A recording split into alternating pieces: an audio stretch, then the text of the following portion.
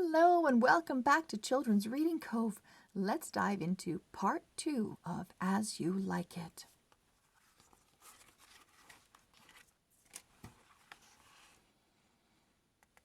At the same time as Orlando was setting out for the forest of Ardennes, in the garden of the Duke's mansion, Celia was staring in disbelief at her cousin. "How can you be in love with Orlando?" she exclaimed. "You've only just met him." "Yet I know we're meant for each other," said Rosalind. Just then, Duke Frederick appeared, his brows bent into a fearsome frown. "Leave my house, Rosalind," he barked. "You have 5 days to quit the dukedom. If you're found within 20 miles of here after that, you'll be put to death." Rosalind's face paled. "What have I done to deserve this, Uncle?" she asked. "You were talking to the son of my old enemy," the Duke ranted. "No doubt you were plotting to get rid of me and replace me with your father." "I did no such thing, my lord," Rosalind said calmly. "Rosalind would no more plot against you than I would, father," protested Celia. Flecks of foam formed at the corners of the Duke's mouth. "Can you be such a fool, Celia?" he hissed. "Don't you see how she simpers her way into people's affections so that they praise her and mock you? Rosalind must leave or die." Duke Frederick wheeled around and marched back to the mansion. "He's gone mad," whispered Celia. "What will you do, cousin?" "I have no choice but to leave," said Rosalind. "I'll go to Ardennes and search for my father." "And I'll come with you," said Celia. "I'm not staying here with a madman. I've enough money to last us a long while, and—" She paused and gnawed her bottom lip. "But how will we manage the journey? 2 young women won't be safe alone." Rosalind clapped her hands as inspiration came to her. "Wear a country girl's clothes," she said. "I'll cut my hair, dress as a man, and call myself Ganymede." "And I'll be Aliena," said Celia. The cousins laughed like children at play. Some weeks later, Duke Senior and his followers were seated around a campfire, eating their evening meal. Jacques, a gloomy nobleman, was spouting an opinion that no one had asked for. "Life is a stage on which we play many parts," he said. "First we're babies, warm and wet and at both ends, and then we're school children dragging ourselves to lessons. The next we play young lovers who mope about writing ridiculous poetry. Then we're soldiers, diving into the mouths of cannon to prove our courage. In middle age we grow fat and bore the young with our wisdom. And lastly, we shrink into the role of the elderly, toothless and deaf. And then we make our final exit, never to return." "Thank you, Jacques," said a nobleman on the opposite side of the fire. "Listening to you always cheers me up." "Hello? Who's there?" called out another. Orlando advanced into the firelight, hands raised to show that he held no weapon. "Forgive me, gentlemen," he said. "I'd given myself up for lost until I saw your fire." "What are you doing wandering in the forest at night?" demanded Jacques. "Searching for Duke Senior," said Orlando. "And you have found him," Duke Senior said.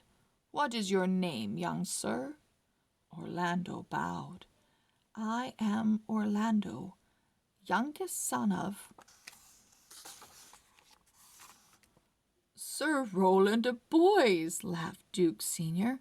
"I see your father's face in yours, my boy. You're welcome for his sake as well as your own. Sit down, eat, and tell us a story of how you came to be here. And tell it quickly before Jacques starts up again," a voice pleaded. For over a month, Celia and Rosalind had been living in a cottage near the edge of the forest. They rented the cottage from a local farmer who kept them supplied with produce. Good food and fresh air had altered the cousins' appearance. Both had tanned faces, and the sun had brought out lighter streaks in Rosalind's bobbed hair. Rosalind had been unable to locate her father, but unhappy thoughts of Orlando weighed most heavily on her mind. One afternoon, while they were strolling aimlessly along a forest track, Rosalind poured her heart out to Celia. "What if Orlando falls in love with someone else?" she fretted. "He won't," Celia assured her. "Not if he loves you as truly as you love him." "But I don't know if he loves me," wailed Rosalind. "I think I saw love in his eyes, but he didn't say anything, and how will we meet again? He could be anywhere." "Don't give up hope," said Celia. "Love is sure to find a way." She stopped walking and cocked her head to one side. "Can you hear that scratching, mumbling sound? It's coming from over there." Cautiously, the young women peered through the branches of a thick clump of bushes. Rosalind almost shouted with joy, for there was Orlando lying on his stomach in the center of a glade. He dipped a quill pen into a deer-horn inkwell and muttered to himself as he scribbled on a piece of parchment. "Fly to him, Rosalind," urged Celia. "Swear your undying love." Rosalind arched an eyebrow and smiled mischievously. "I'm not caught as easily as that," she said. "Let's find out how good an actor I am. Let me do the talking." Orlando began to recite what he had written. "When through the treetops blows the wind, it speaks the name of Rosalind. Fish in the river, webby-finned, sing of the beauty of fair Rosalind." "Is that supposed to be a love poem?" said Rosalind, stepping into the glade with Celia at her side. Orlando started and shot a sour look at what he assumed was a badly mannered youth. "Yes, not that it has anything to do with you," he said. "Who are you?" "I'm Ganymede. This is my sister Aliena," Rosalind told him. "We live in a cottage down the way. How can fish sing when they live underwater?" "In love poetry, dreams come true," Orlando explained. "And who's Rosalind?" Orlando touched the gold chain around his neck. "The woman I love," he gushed.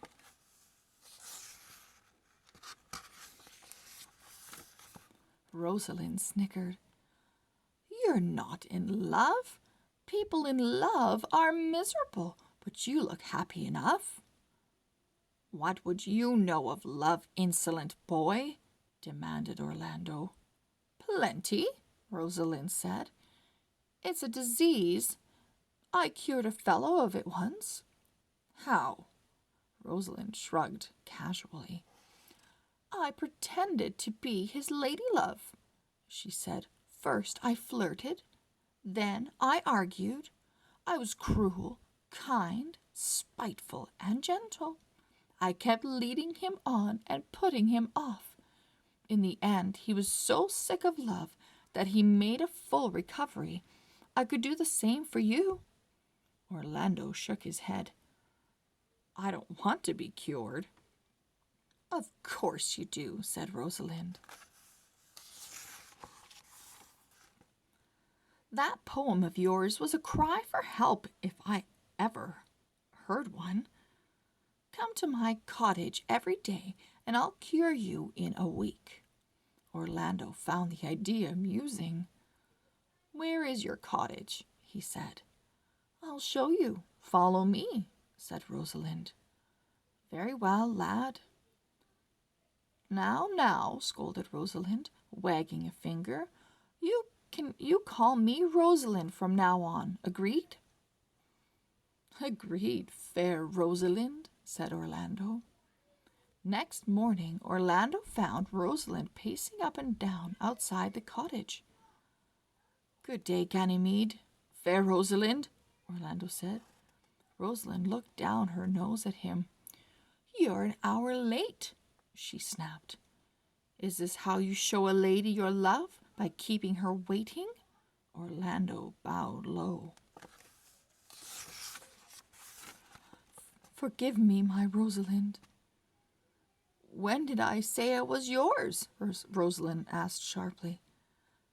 "I wish you were," sighed Orlando. "Then sweet-talk me." Orlando leaned closer. "I'd rather kiss before we talk," he purred. Rosalind stepped back. "Certainly not," she exclaimed. "Talk first, and you might get a kiss after we run out of things to say." Orlando sank down on one knee. "Marry me, Rosalind," he begged. Rosalind looked directly into Orlando's eyes. "When I marry you, I'll love you with all my heart, and I'll be true to you alone," she vowed. If your Rosalind were here, she would say the same. For a dizzy moment, it seemed to Orlando that Ganymede had been transformed into his love. The moment passed. Orlando laughed uneasily, stood up and brushed the twigs and dust from his hose.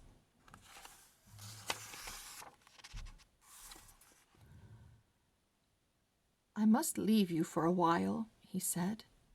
"I promised Duke Senior that I would dine with him." "Duke Senior?" gasped Rosalind. "Is his camp nearby?" "It's easy to find if you know where to look," Orlando said airily. "Farewell, sweet Rosalind. I promise to return at 2:00. "Don't be late," said Rosalind. After Orlando had gone, Celia came out of the cottage. "Oh, Celia, I can't pretend much longer. I love Orlando so much," declared Rosalind as she burst into tears. "Why are you crying?" Celia inquired. "Because I'm so happy." "I don't think I'll ever understand this love business," Celia said to herself. But she was to learn all about love before too long. End of part 2. Join us in the next video for part 3. Bye-bye.